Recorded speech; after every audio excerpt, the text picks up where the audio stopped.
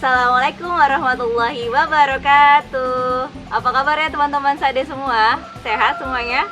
Insya Allah sehat ya. Gimana puasanya? Masih lancar hari ini? Lancar, insya Allah ya.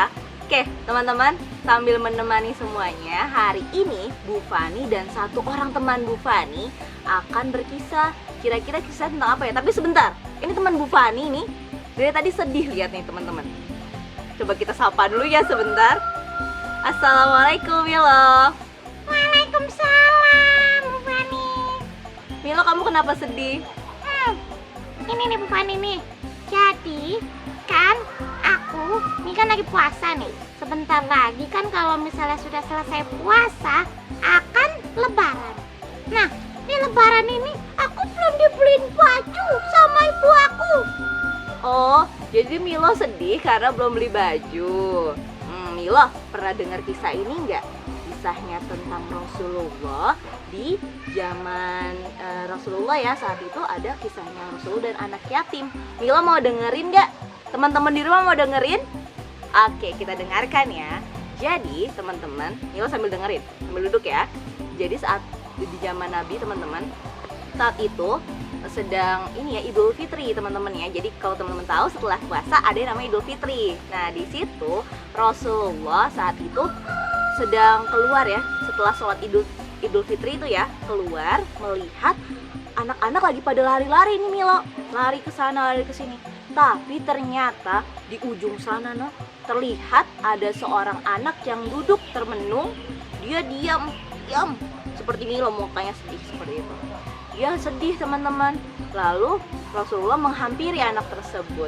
Dan ketika dihampiri, Rasulullah bertanya ke anak tersebut, "Wahai anak kecil, apa yang terjadi denganmu? Kenapa kamu bersedih?" Ya, kata Rasulullah. Tapi anak itu diam, tidak mau menjawab.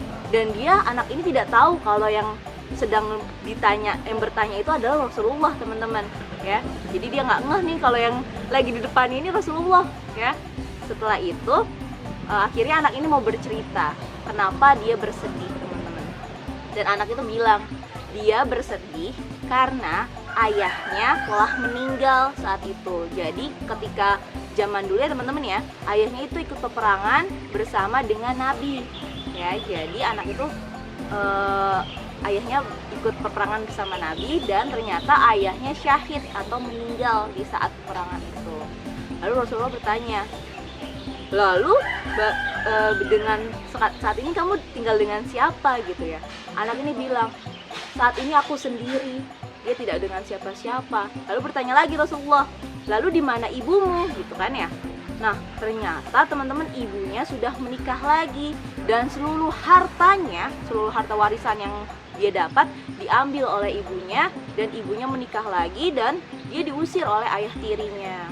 Nah karena itu anak itu bilang, aku bersedih karena di hari raya ini aku tidak bisa berkumpul dengan keluargaku, dengan ayahku seperti itu, dan aku tidak punya keluarga saat ini sendirian seperti itu. Dan anak itu tadi ya pakaiannya lusuh ya teman-teman. Nah ternyata Rasulullah terhenyuh teman-teman ketika mendengar anak ini tadi bercerita. Lalu Rasulullah bertanya kepada anak ini, "Anak kecil, apakah kau mau ibumu Aisyah menjadi ibumu, Ali menjadi pamanmu, Hasan dan Husain menjadi saudaramu, dan Fatimah menjadi saudarimu?" Anak itu ternyata baru ngeh kalau yang ada di hadapannya dia ini adalah Rasulullah teman-teman. Dan saat itu anak itu menjawab, "Ya, aku mau wahai baginda Rasulullah untuk menjadi anak angkatmu." Masya Allah ya teman-teman ya, ternyata tadi ya Rasulullah menjadikan anak yang tadi ini yang tidak punya baju, yang tidak punya keluarga itu akhirnya diangkat menjadi anaknya. Dan ketika itu Rasulullah memberikan pakaian yang baru ke dia, memberikan makanan, memberikan wangi-wangian, dan ini ya sudah semuanya ini ya baru teman-teman, alhamdulillah. Dan ketika itu anak itu keluar lagi main sama teman-temannya, tapi teman-temannya melihat, anak yang tadi sedih, anak yang tadi murung, tiba-tiba kok jadi bahagia. Dia bertanya, "Kenapa kamu sekarang menjadi bahagia?" Ternyata teman-teman tadi ya dibilang, Bagaimana aku tidak bahagia kalau ibuku adalah Aisyah, pamanku adalah Ali, saudaraku adalah Hasan dan Husain, dan saudariku adalah Fatimah, serta ayahku adalah Nabi Muhammad ya teman-teman Sallallahu Alaihi Wasallam. Seperti itu, bagaimana aku tidak bahagia.